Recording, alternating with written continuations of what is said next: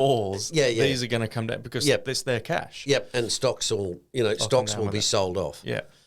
So asset allocate, which brings us on to dynamic allocation in the next lesson, which is basically, Templeton says what do we got here? Strategies and Philosophy of Legendary Investors. So that's a book that you've referenced. It's John Templeton is a little bit like a bit like Warren Buffett, right? You buy undervalued stocks. Templeton was famous for, I think when Japan was really cheap, it had exploded or something, and Templeton instructed his staff to buy every single Japanese stock, I think, that was under $1 or something. Anyway, he did this thing, pulled off an absolutely magnificent coup, and of course, made heaps of dosh. Yeah.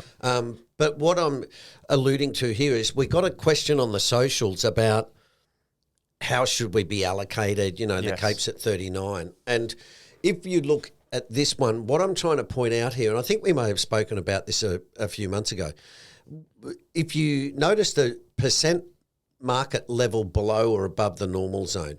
So the PE, see where it says 0, pretend that's a PE of 17, right?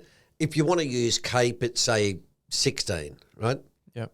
Now, what I'm trying to show there is when the market's 20% below normal, so let's say the Cape is at 13, well, you draw an eye up and you say, okay, well, you maybe should have about 75 or 80% of your money in stocks. Yep. Now, when it's really expensive, let's say you do that in 2009.